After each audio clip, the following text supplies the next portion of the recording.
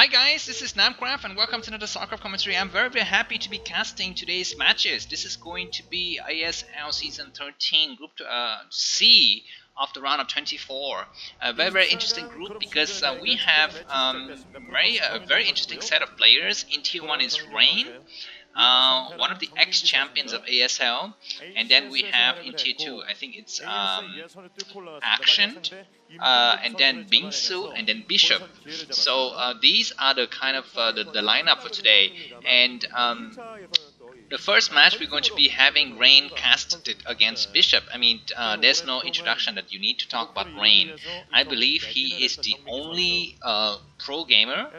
I think he is the only pro gamer. I don't think Flash does this event that wins Star League in both broodwar Starcraft 1 and Starcraft 2. He's the champion of both games, so it's very interesting to see him here today, back to Starcraft after a long hiatus. And of course, just to remind you a little bit, he was champion of ASL Season 5. Yeah, he won a 3-1 victory against Snow. That was a good season where, you know, I think there was 4 Protosses in the semi-finals. That was amazing. And off of the bat, he's going to be playing a Bishop. Bishop is a very kind of new Terran player who is doesn't have any record in ASL so far. He's only been in the qualifier. What is good about him is that he won all of his matches in the qualifier. So he played, I think, a total of 10 matches, and all of them he won. Okay, so all of the five sets of 2-0 victories each. So he's very interesting player. Rain, on the other hand, his record in ASL, he's played a lot of games. He's played in total, he's played 78 games, and with a win rate of 60%. Against Terran, however, he's not so strong, only 38%. So maybe that is something that Bishop has going for him. And the map today is again going to be Eclipse. I think this is standard for round of 24. All of the first 2 matches we played on Eclipse, standard 2-player map. And Rain has opted for something that many of the current Protoss players have utilized when they play against Terran, which is early gas steal. But different from his his other Protoss brethren, Rain doesn't go for Nexus after his gas steal. He's gonna opt for a down ramp gateway, and the first Zealot is gonna be going forward before Nexusing. So now he's gonna Nexus, and this SCV is gonna try its best. Maybe it might even build an engineering base. So it builds something. It builds a supply depot, and the second Zealot is out there to kill it. And let's see if that probe is going to be able to move attack that SCV. No, it doesn't. And the supply depot gets cancelled. Just a few seconds delayed there for Rain's Nexus, and he puts down his Nexus yet? Oh no, yeah, he does. So there's no cheesy business there. He's gonna put down his Nexus. The Zealot is hiding behind the mineral. It's gonna try to get up the ramp. Let's see what's gonna happen. So it reacts fast, and it's very good micro from Bishop so far.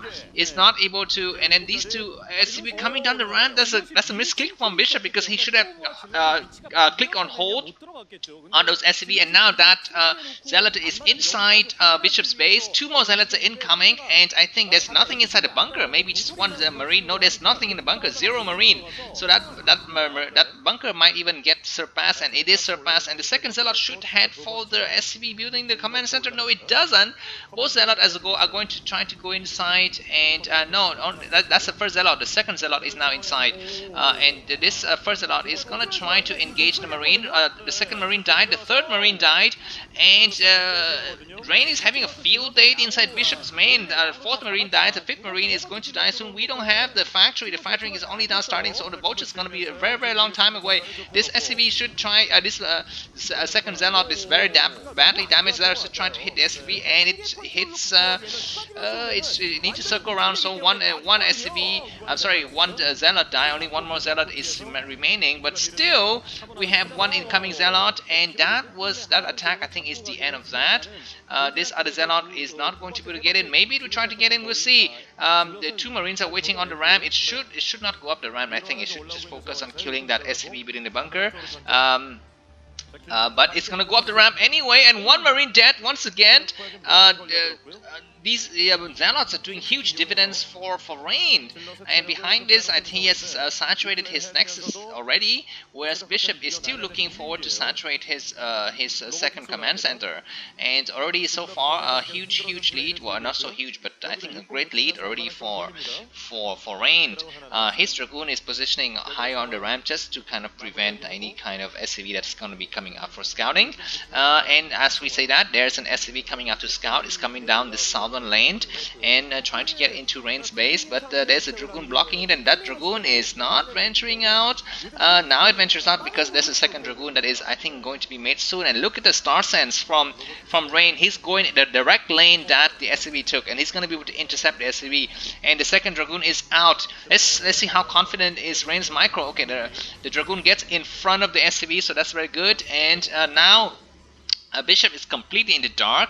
He doesn't see anything. He can't even see the number of probes. He doesn't even know if the Nexus is started and completed or not. I mean, that's some serious trouble for him, because of course this is an unlikely scenario, but Rain could have just not built that Nexus and instead just went for some crazy stuff like Dark Templar Rush or four gate Dragoon Rush. But of course that is unlikely, because that Dragoon should have arrived at Bishop's base by now if that was the scenario. Okay, and we have the first shadow coming out. So this shadow doesn't have any reavers inside because the robotic support bay is still under construction, but it's gonna go out anyway.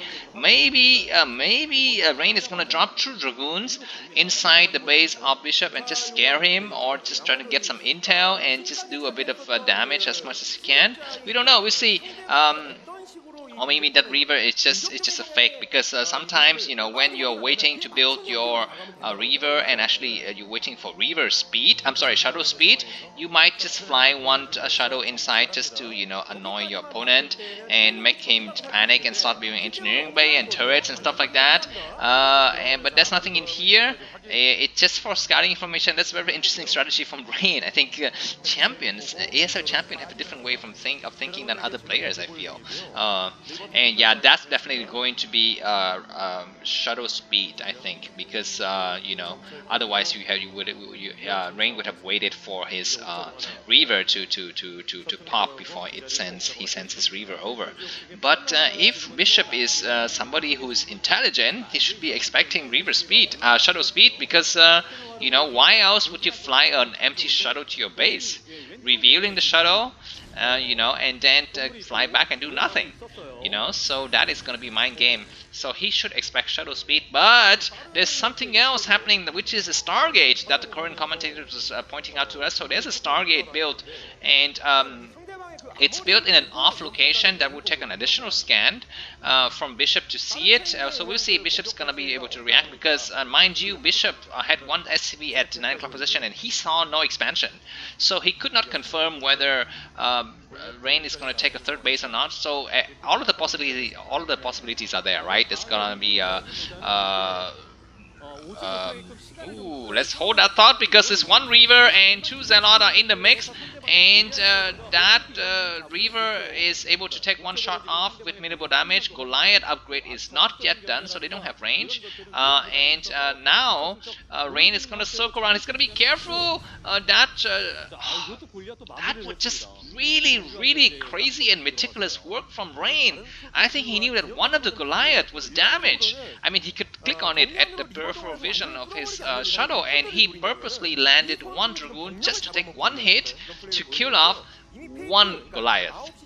That was just amazing play. I mean, that was so meticulous from him. And now shadow speed is kicking in. He's gonna take no, he's not. He's gonna drive all the way home. Maybe he's gonna pick up a second Reaver and it's gonna circle around later. But I think there was a scan, right? So maybe that scan should have picked up those 2 Stargate in the corner. We'll see, because definitely now Rain still hasn't started his third base. He has a probe in a 9 o'clock position, but he doesn't build anything yet. But there's something else at the 4 o'clock position. No, that is just going to be a pylon. Nexus or pylon, we don't know. Maybe that is just a manner pylon, just to prevent his opponent from building something over there. Or maybe it is a nexus, we don't know. Let's take a look at that later. But a lot of tanks and Goliath plus one weapons upgrade is done on the tanks. And Rain has a self-contained outside of Bishop's base with the Club of Dragoons and 2 Reavers, but that's not going to hold off these 8, 9 tanks and 3, 4 Goliaths. I mean, that's definitely something that is not possible, but let's hold on for that shot.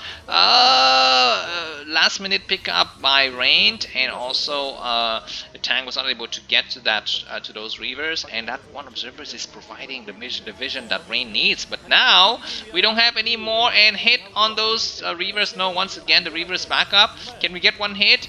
That one hit is able to damage the tank, but not able to kill it entirely, and the tank's going to stay back now, while the other tanks behind are going to advance. Still no third base from Rain. He's going to focus his energy on making, and his resources on making his carriers. The first carriers is out now. It probably, let's take a look at the simulated score upgrade later, but it probably doesn't have weapons one so far. We'll see. And Rain's gonna back up and just let his opponent take the third base, because with this meager force of Dragoon, he's not gonna be able to deny Bishop's third base. Bishop is playing magnificently. He's amazing, man. He's he's not overcommitting. He is, I mean, with the exception of the first engagement between the Zealot and the Marines, he's playing quite well. He's being careful. He's moving his troops slowly. He's evaluating the situation before making any kind of decisions. Oh, those 2 Reavers are trying to take a hit on the one of the SCV building the supply depot, and that Reaver finally has picked up. That one of the Reavers is badly damaged. Okay, and the next hit from the tank is going to be able to kill it. Okay, the Nexus, I'm sorry, the command center from Bishop is going to land momentarily. A squadron of vultures are out with speed and mind. They are going to be looking forward to do some harassment, but there's already a group of Dragoons stationed at the 9 o'clock in a position, and that is going to deny these vultures any kind of harassment opportunities. Bishop is setting up his third base. Supply wise, 129 for Bishop, 147 for Rain, so quite standard. The first 2 carriers are moving out, and I think the move that Rain is going to do is going to be carriers, 2 carrier plus Shadow and Reaver. He sometimes that is a move that the Protons player like to take. They would use the carriers to bait out the turret attack moves, and then land something with the Shadow. So we'll see if that's going to be the case. There are 2 turrets, if not 3 already, at the 2 o'clock position of Bishop's base. But we're gonna see, yeah, we have 2 Shadow. One of the Shadow has 2 Reavers. The other Shadow probably has 4 Zealot. We'll see if they're going to be able to do some damage. And we have the attack incoming in just a few seconds. Some Goliaths have just popped, and we're going to be able to easily reinforce, but we don't see tanks, because tanks are needed to provide cover. And these 2 Shadows are flying, and they completely surpass the expansion, and they go for the main. And there's 2 Reavers, but those Reavers are landed quite slow. And now all of the SCVs have been evacuated, but they're going to hit the armory. The armory and some supply depot are going to get destroyed. And 1 Goliath is dead as well, and that cleared this path of the Dragoons to hit the 12:30 o'clock position. That is going to be opened. Both players going to be careful. Rain is going to lose some of his carriers to a bunch of Goliaths, but Bishop is going to lose his entire base. The base at the 12:30 is under severe attack from this group of Dragoons and Zealot, and some tanks are coming back to reinforce. That was a little bit of poor army split, I think, from Bishop. He didn't need to split all of his army and go back home, because I mean, 2 Shadows with Reavers and some Zealots and some carriers, but what he needed was maybe just 1 or 2 tanks and then purely Goliaths. That would be a little bit better army composition from him. And now more carriers are coming back, and this engineering bay is going to get sniped. That is going to deny Bishop's further vision of this ridge. But no, Rain is not focus firing on the engineering bay. He's going to pick up the SCV and retreat instead. And I think Bishop lives another day. Rain takes his 4th base at the... High Templar! One of the High Templar was almost sniped, but a very good reaction from Rain is able to pull it back just in time. Rain now has 4 bases, but the base at the 5 o'clock position is not yet saturated. Bishop is doing a huge move. He's moving out with his entire army, and Rain knows this, and Rain's gonna bring his entire fleet of carriers back. The High Templars are going to get sniped. They're not attacking. What the hell? Do they have energy or what? If you have energy, you should use them now. Otherwise, like that, one of the very ingenious move from Bishop. But now what is Bishop doing? He's moving his Goliath into carrier fire, and he lost every single Goliath except one. I think that was 5 or 6 Goliaths easily lost there. And Rain should saturate his base at 5 o'clock position. That base is still empty. Army, and now he saturates it. Supply wise, 149 supply for Rain and 136 supply for Bishop. Bishop has +2 upgrade on his ground unit. The carriers probably has +1 attack upgrade, and maybe our armor is research. Maybe no, we don't see. I don't think I saw any upgrades on the carrier so far. Definitely interceptor upgrade. That is something. And let's see here. So the armory was sniped inside the base of Rain, so he had to rebuild one of the armories. The other, I think the second one was not destroyed, so his upgrade is a little bit slowed.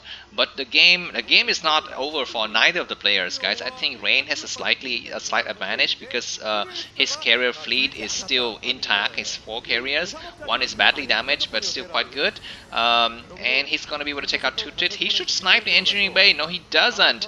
He's gonna retreat now. Under the cover of that ridge, and oh wow, I think one of the command center here was disrupted maybe by Dark Templar or something like that, because one of the SCV building it was killed.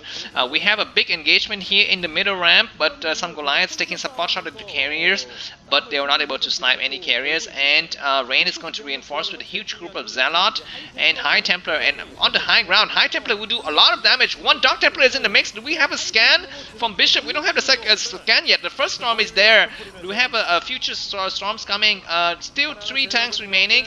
That's going to melt the Dragoons under the tank fire, but the Dragoons back up, and one of the Dark Templars should utilize his chance to do something, but that Dark Templar kind of retreated as well. We still have 2 more High Templars. On the high ground, they could be very effective because they cannot be one-shot by tanks, High Templars.